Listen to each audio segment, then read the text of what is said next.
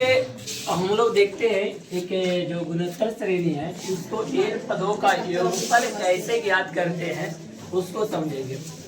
हम लोग एपी पढ़े, एपी का सारे चीजों को हम लोग देख ले चुके हैं। अब देखेंगे कि जीपी में जो एसएन है उस एसएन को कैसे ज्ञात करते हैं। इसको ज्ञात करने के लिए सिंपल सा ये थोड़ा सा हम ड्राइव किए हैं, इस फार्मूला को देख लेंगे। बहुत इजीली तरीका से किया हुआ है। आप देखो, कहता है कि माना कि गुणोत्तर श्रेणी का प्रथम पद जो है ए है और सार्वनुपात आर है। सार्वनुपात आर दिया हुआ है तथा इन पदों का जो योग दिया हुआ है एसएन है। ध्यान देना, एसएन बराबर जो होती है, हम सिंपल सा है कि सारे टर्म को जोड़ देना ही योग कहलाएगा मेरा। और यहाँ देखिए सारा टर्म, पहला टर्म ए होता है, दूसरा ए आर, दूसरा A R square, A R cube, so on, ऐसा ही चलते रहती है टर्म को। अब जो इस तरह से टर्म दिया हुआ है तो हमने पहला एसएन को ले लिए, इस तरह से टर्म को लिख दिया गया है। दूसरा है कि इसी एसएन में यदि हम कॉमन रेशियो से यदि गुना करते हैं, आर से यदि हम गुना करते हैं तो ये जो एसएन है ये क्या बन जाएगी, आर एसएन हो जाएगी। और प्रत्येक टर्म, जहां जहां प्रत्येक टर्म में हमको क्या हो जाएगा, आर से गुना कर देंगे। जैसे ए है तो इसमें आर से गुना किए तो क्या बन गया, ए गुने आर करोगे ए आर हो जाएगी। ए में आर से गुना करोगे ए आर स्क्वायर हो जाएगा। ए आर क्या है, स्क्वायर में आर से गुना करोगे तो क्या हो जाएगा, ए आर क्यूब हो जाएगा। ए आर क्यूब में आर से गुना करोगे तो क्या हो जाएगा, ए आर क्यूब। तो अब ऐसे ऐसे टर्म, इसके बीच में बहुत सारे टर्म है जो कि इसके बाद का टर्म अगर हम बोले तो ए आर क्यू है, इसके बाद वाला टर्म क्या होगा, ए आर स्क्वायर हो जाएगा ना। तो सारे टर्म को यहाँ से इंक्लूडेड है। बीच में कितना सारा टर्म लिखते रहे, सारे टर्म को हमने बता दिया कि डॉट डॉट ऐसा है, क्या होते रहेगी, बढ़ते रहेगी। अब ध्यान देना, यहाँ पे यदि आप गुना करते हो तो क्या होगा, यार n -2 है। ध्यान देना, ए आर के पावर n-2 है और इसमें r से गुना करोगे तो r की पावर कितना हो जाएगी, 1। अब देखो ये गुना करोगे तो क्या होगा, ए आर के पावर n-2 प्लस 1 क्या हो जाएगा, ए आर के पावर, देखिए n-1, ये आ गया n-1। और इसमें ये गुना करोगे तो ध्यान दो, r से गुना यहाँ पर करोगे तो n जुटेगा पावर तो माइनस वाला खत्म हो जाएगा, बचेगा आर के पावर n। देखो एक बात और आप ध्यान दीजिए, बोर्ड पर देखिए कि इससे पहले की अगर टर्म लिखना हो तो इससे पहले का टर्म क्या होगा, बताना तो होगा। और इसमें इससे पहले की टर्म अगर लिखना हो तो 3 हो जाएंगे। और इसके बाद का टर्म अगर लिखना हो तो 4 हो जाएंगे। ऐसे चलते रहेंगे टर्म। तो ध्यान दो, अब क्या था कि समीकरण 1 में समीकरण 2 को घटा रहे हैं। समीकरण 1 को लिखिए, हाँ समीकरण 2 को लिखिए। अब अभी हम आपको यहाँ बताए हैं कि इनके बीच का टर्म ऐसे हम लिख सकते हैं। अगर यहाँ हमको जरूरत पड़ जाएगा ये लिखना ए आर के पावर 4 तो कोई दिक्कत, लिख सकते हैं या नहीं लिख सकते, क्योंकि इसके बीच में है टर्म। अगर इसके पहले का टर्म को अगर यहाँ हमको लिखना पड़ जाए ए आर के पावर को n-2 तो कोई दिक्कत, लिख सकते हैं ना इनके बीच।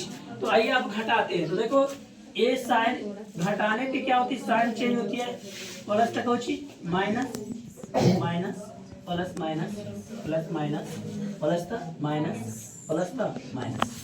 अब देखना ये सारे टर्म खत्म हो जाएंगे, यहाँ तक के सारे टर्म क्या हो जाएगी, खत्म। बचा इसमें कुछ बचेगा ए आर के पावर n और यहाँ पर क्या बचेगा, ए बचेगा ना। तो देखिए, और इधर क्या करोगे, ए से सॉरी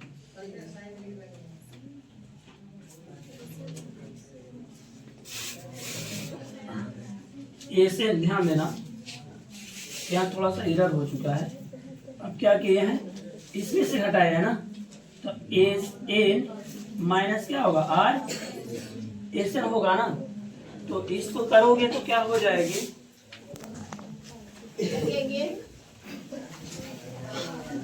ध्यान दो यहाँ एसएन, अगर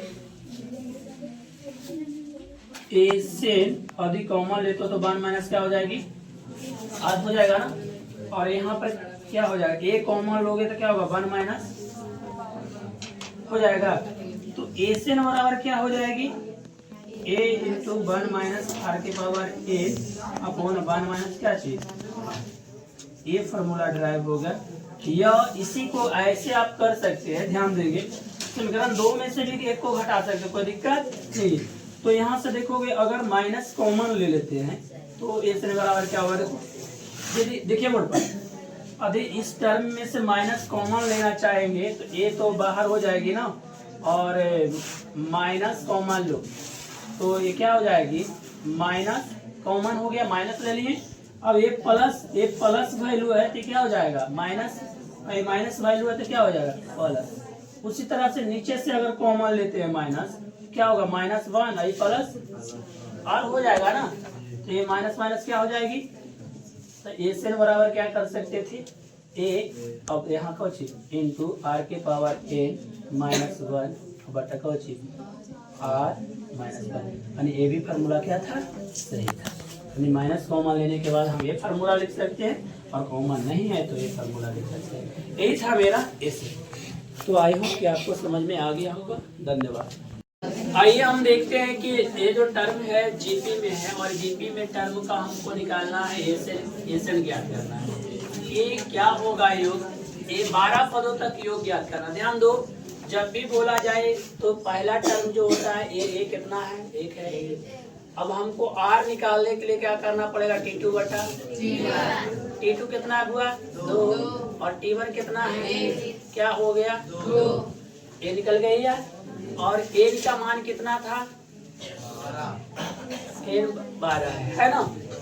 अब हमको ज्ञात करना है, देखिए एसएन का जो फॉर्मूला है वो क्या है, देखो तो एसएन का फॉर्मूला 2 गो है यहाँ पे, a इंटू आर के power R n minus 1 R minus 1 या 1 माइनस आर के पावर n अब 1 माइनस कचिया, दोनों में कोई लगाओ कोई दिक्कत नहीं है, आप कोई भी लगाएंगे कोनो दिक्कत नहीं है।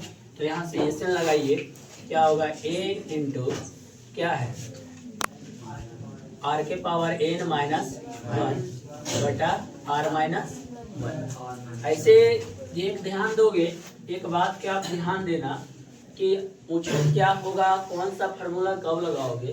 तो एक बार बात सुन लीजिए कि अगर r का मान 1 से बड़ा हो, क्या हो 1 से बड़ा हो तो ये लगाना उचित हो जाएगा, क्योंकि माइनस प्लस के ध्यान ज्यादा करने की जरूरत नहीं पड़ेगा। और यदि r के मान 1 से कम हो तो ए लगाओ, ए फार्मूला लगाओगे तो जिसमें आपको प्लस माइनस करने की जरूरत नहीं पड़ेगी। इसलिए हम यहाँ लगा दे तो दूसरा फार्मूला, चूंकि आर का मान कितना है 2, 1 से ज्यादा है ना, तो इस वैल्यू प्लस हो जाएगी।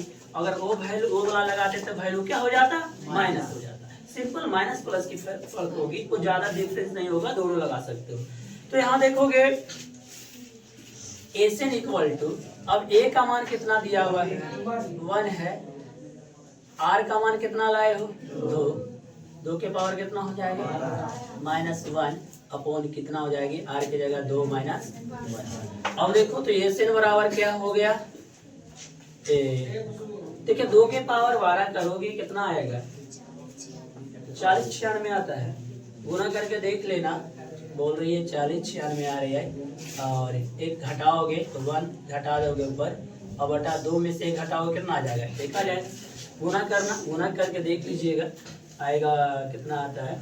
हमको लगता है 2 के पावर 10 करते हो तो 10 कितना होता है 24, अब गुने 4 करते हो तो 24 और 96 4, ठीक है बोल रही है कितना ही आएगा। तो एसएन बराबर एक क्या हो जाएगा 10 96 40 95। आपको बात समझ में आया होगा, एक बार देखिए फिर से हम दोहरा रहे हैं बातों को, हला नहीं कीजिए। देखिए ध्यान से कि जीपी दिया हुआ है, और जीपी का इसमें बोल रहा है कि 12 पदों तक का योग ज्ञात करना है। 12 पदों का योग ज्ञात करने के लिए सबसे पहला काम कि प्रथम पद जो होता है ए होता है, और 2 पदों का रेशियो लेते हैं, दूसरा पद बटा पहला पद के लिए ये कॉमन रेशियो ही मेरा क्या कहलाता है आर कहलाता है। और एन हो गया, ए हो गया, आर हो गया। क्वेश्चन में तो यही जरूरत है हमको, ए का मान, आर का मान और एन का मान। ये जब ये ज्ञात हो जाएगा तो वैल्यू ज्ञात हो जाएगी। तो हमने सारे वैल्यू को ज्ञात करके ए की जगह 1 है तो 1 धरे, एन की जगह कितना है 12 धर दिए, -1 कर दिए और आर की जगह 2 -1 कर दिए, सोल्व करके आगे कितना। इस चीज का यही बहुत अच्छा रहेगा, आप इस तरीका से निकाल लेंगे। धन्यवाद, समझ में आ गई।